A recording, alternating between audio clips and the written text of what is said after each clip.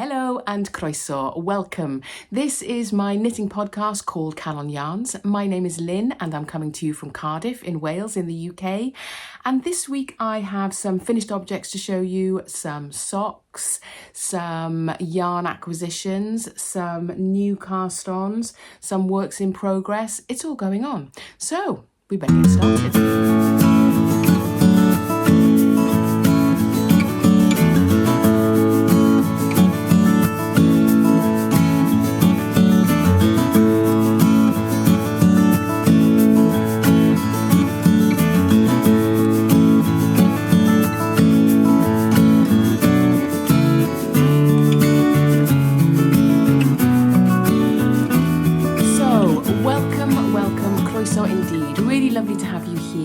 Things are going to be a little bit different today. I've decided to alter some moments of the podcast. So if you are new, welcome.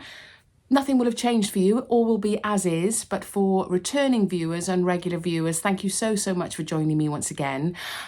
Just to talk through a couple of changes. So this podcast will be a normal knitting podcast about things I've been up to, projects I'm doing, projects I've finished, yarn acquisitions, discussions about what's on the needles, the plans for autumn knits, as you would imagine in a traditional knitting podcast. But what I normally do at the end is then go on to talk about general life things. And I often say, if you're leaving me here, just that you've just come for the knitting stuff, then that's fine. And you can kind of say goodbye there. But then I go on to talk a little bit about life and more of a knit and natter, a knit club type of thing. So what I'm going to do for a little while to see how that goes down with you guys is that I will do the knitting podcast as normal, as usual. And then I will draw the podcast to a close, but I will add a link up in this corner to the knit and natter bit, the knit club bit, because what I'm finding is that it's really lovely to build this community. And those people that stay around for the knit and natter at the end, I feel like I'll be able to chat a little bit more about life in general and not feel like I'm tagging that stuff on to the end of a knitting podcast, if you see what I mean. So it'll be nice to build more of a community there because I feel I have lots of lovely interactions about the knitting projects and the yarn choices, and you always help me out of a problem if I've got a problem with a pattern, etc. But I also get a lot of messages and communications about general life stuff. Looking at the makeup of this podcast, we pretty much 90% of us are all women. 90% of us are all kind of 45 and above, so we're talking perimenopause, menopause, that sort of phase of our life. So the communications that I have and the conversations I have with you around those things are really precious to me and really valuable, and I love having that type of interaction with you. But I always feel like I'm kind of rushing through the life stuff if there are people that are there just for the knitting. So what I thought I would do, I would split that podcast in half.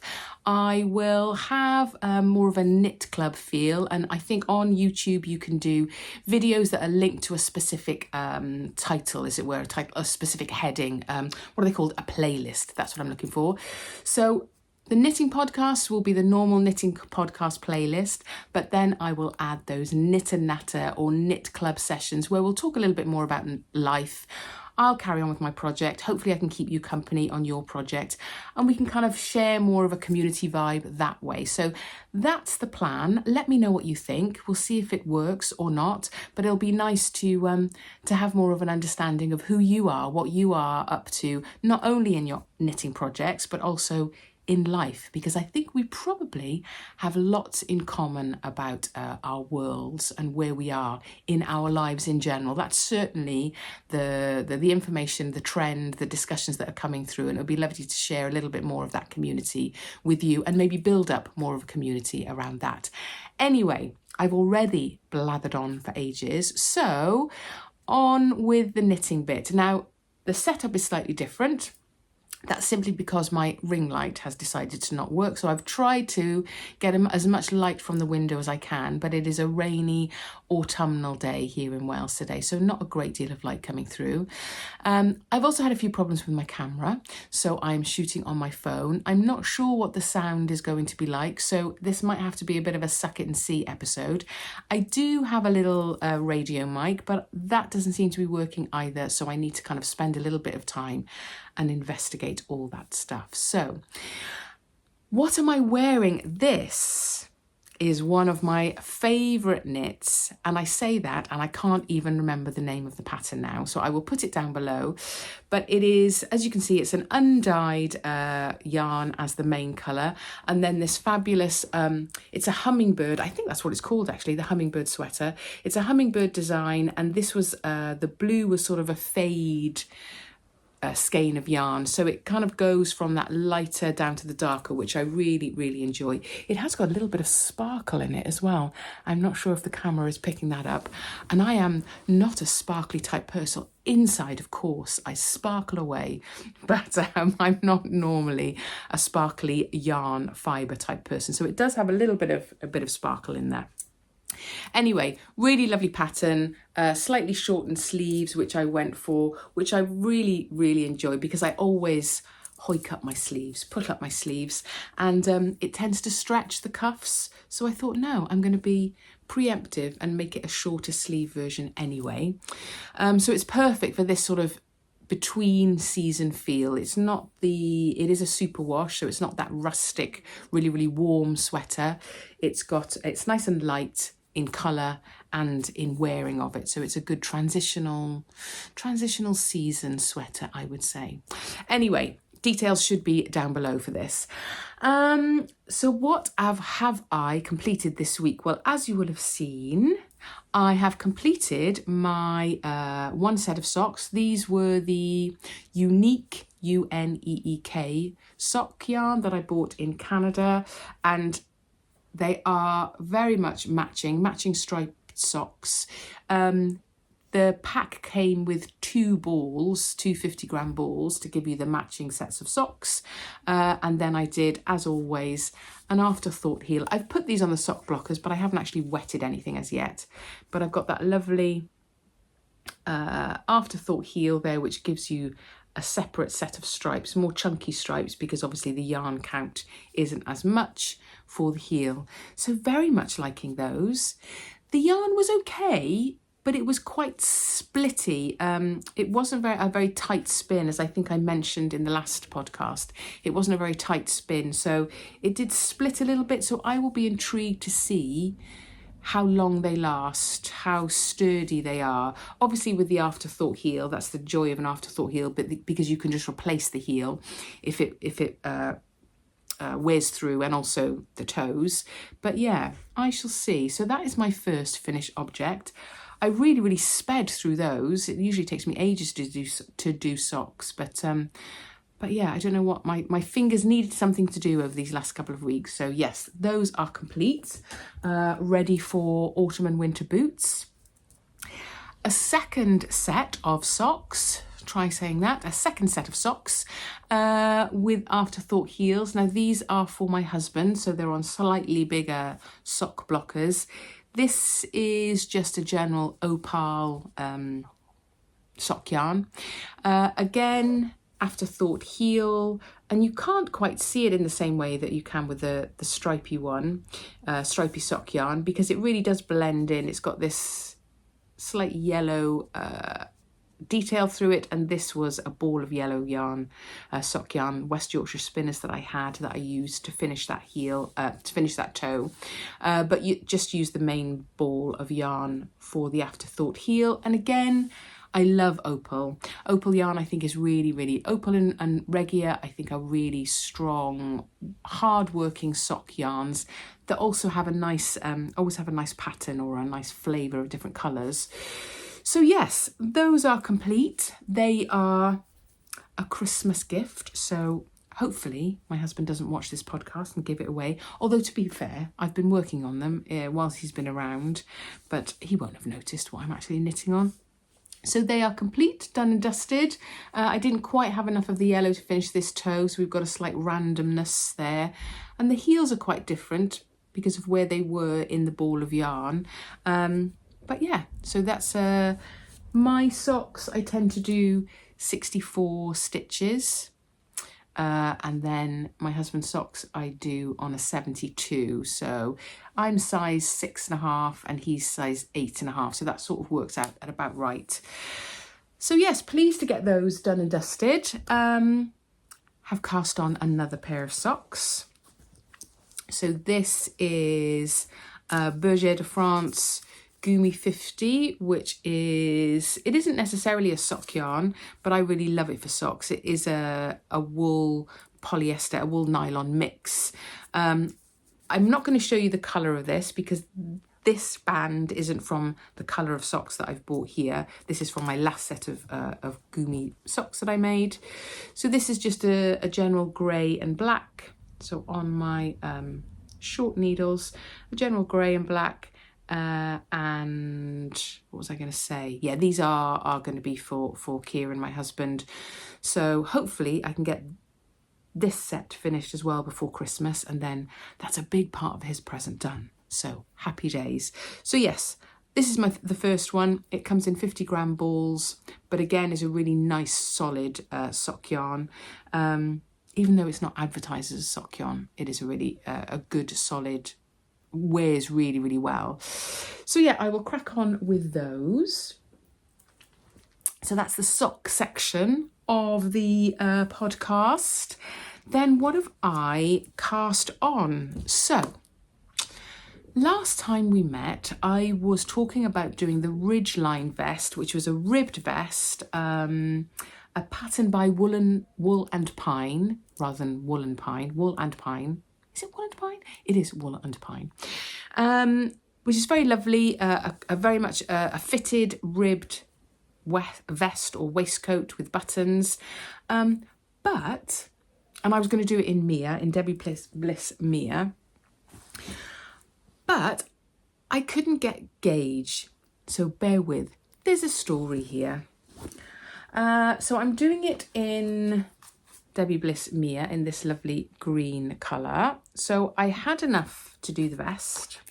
I do have enough. I still have enough to do the vest. I did a gauge swatch.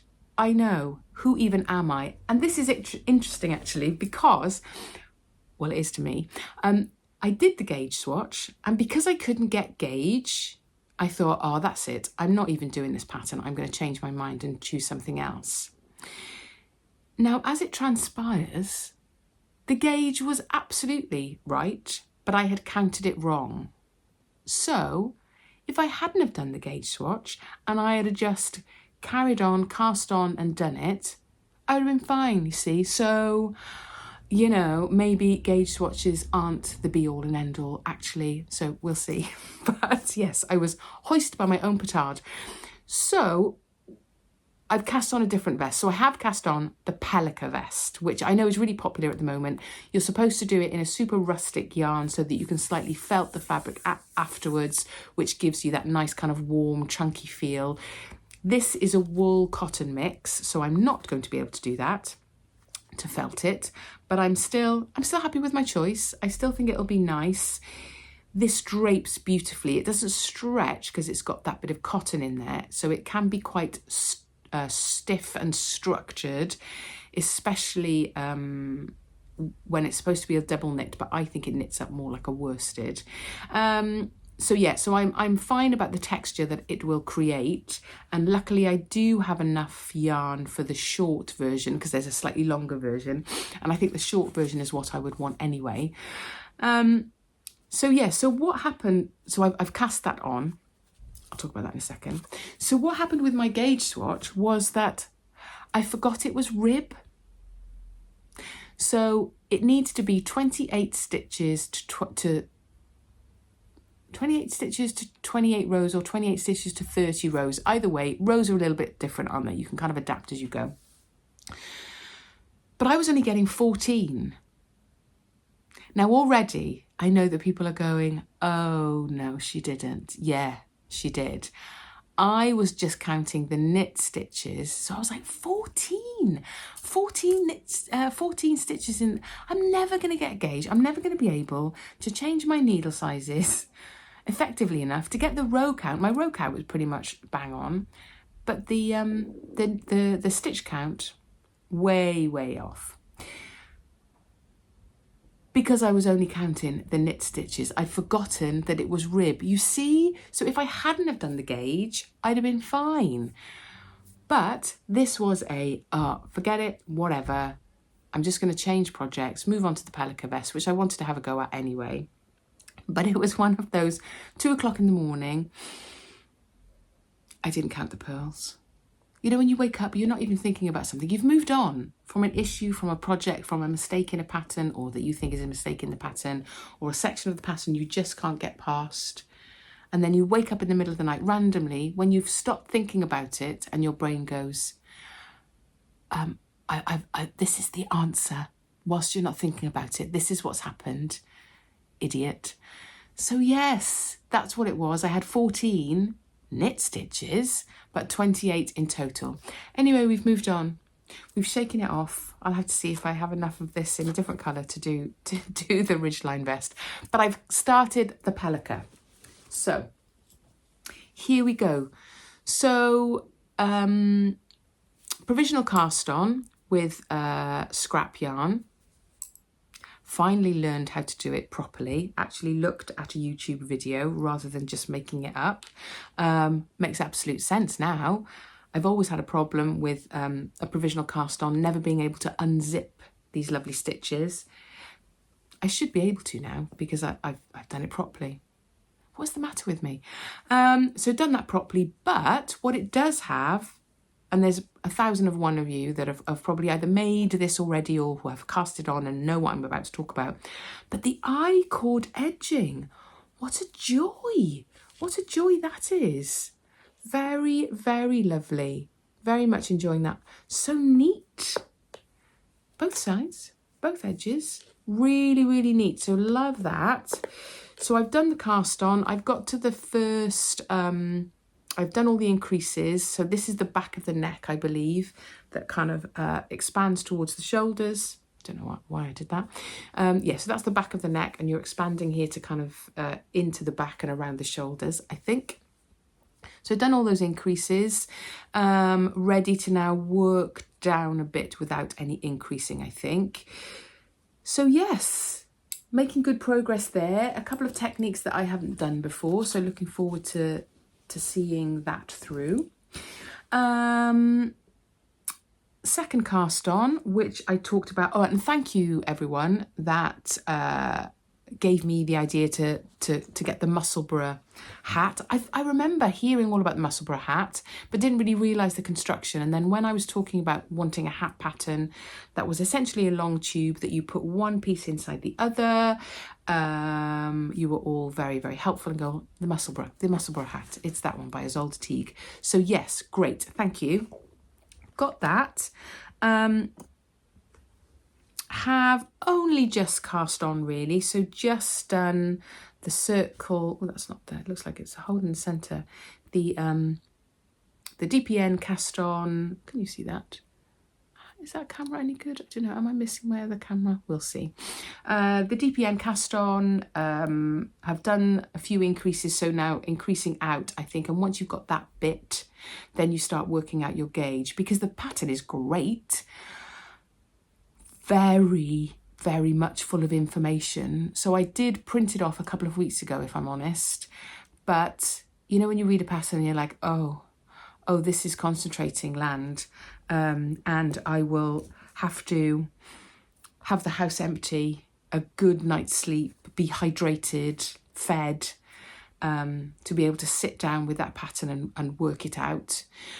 And then you lay all that pressure on yourself, and then actually, once you actually tick through it, being hydrated and well-fed and silence in the house, good light, it's not that complicated, really. So, yes, I've knitted, have cast that on.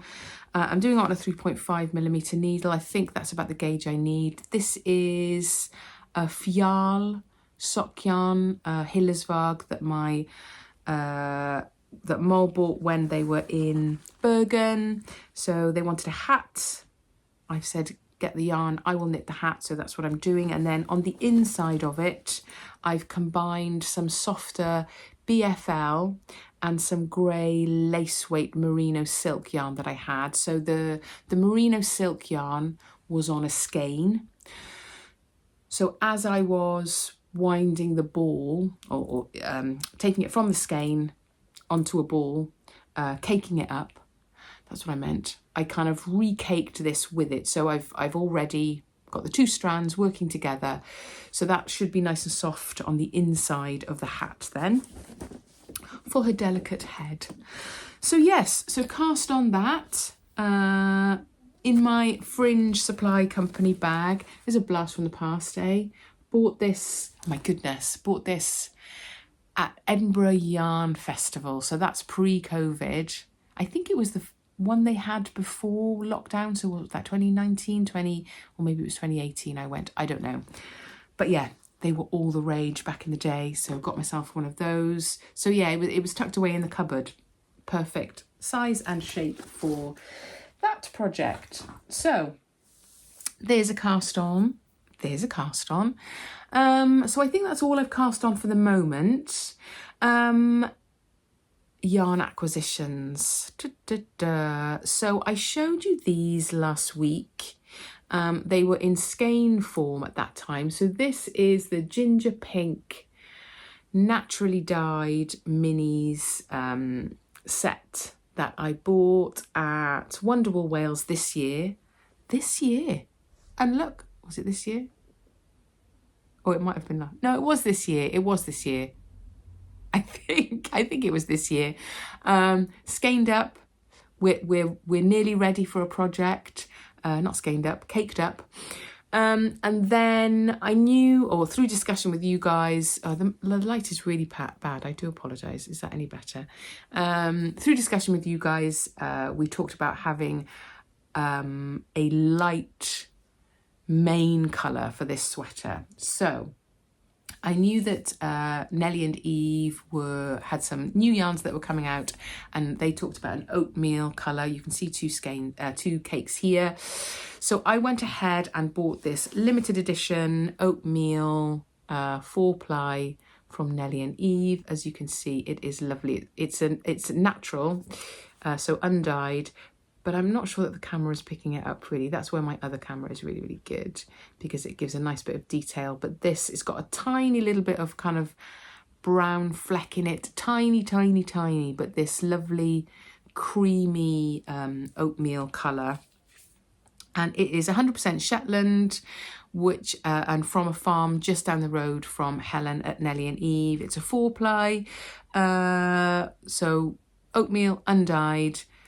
Welsh sheep, Welsh mill, Welsh dyer, even though it's undyed. So that is a lovely bit of Cymru, lovely bit of Wales right there. So now I'm looking for the perfect project. No pressure to put these all together.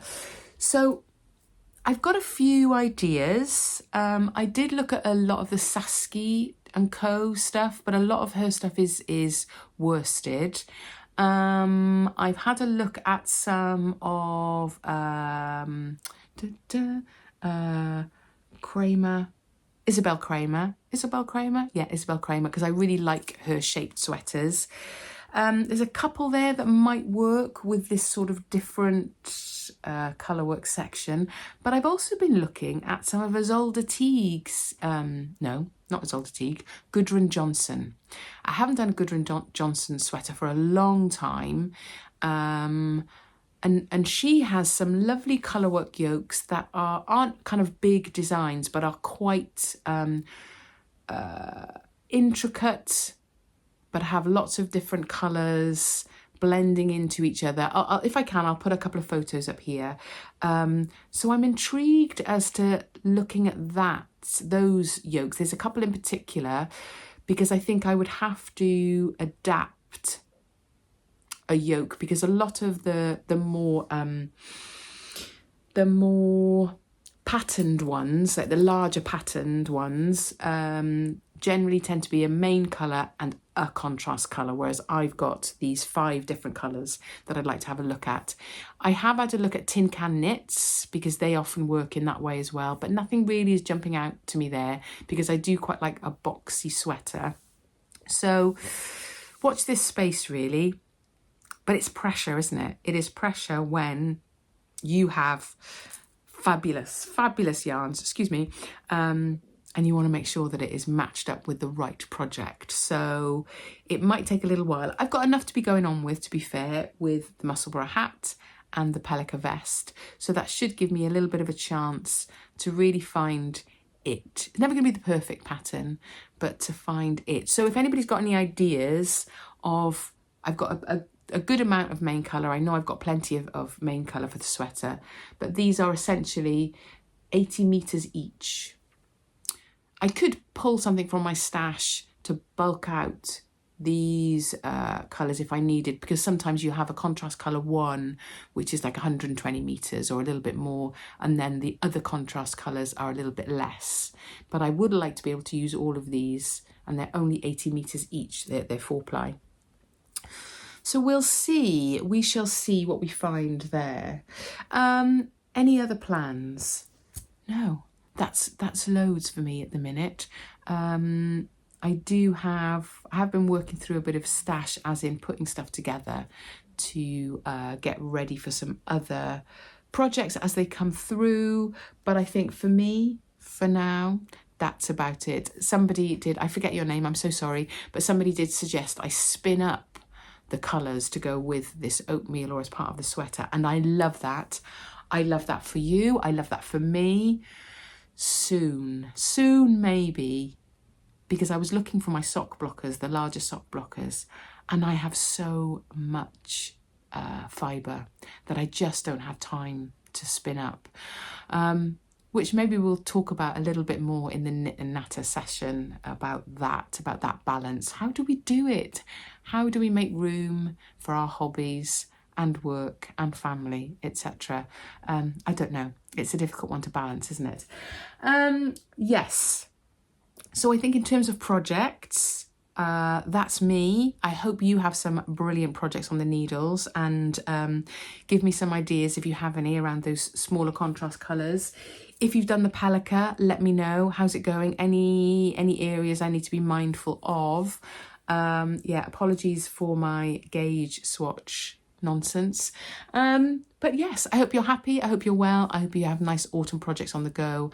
And yeah, we're going to do this thing now. So that's the knitting podcast complete. If you would like to join me for a knit and natter, I'm going to get a cup of tea. I'm going to get my sock project out, and then maybe we can talk a little bit more about life in general. So yes, I will catch you all next time. Links should go here for the Knit and Natter podcast, hopefully. But if not, I will catch you next time on the knitting bit. Diolch pawb, lovely to see you here, and I will catch up with you again soon.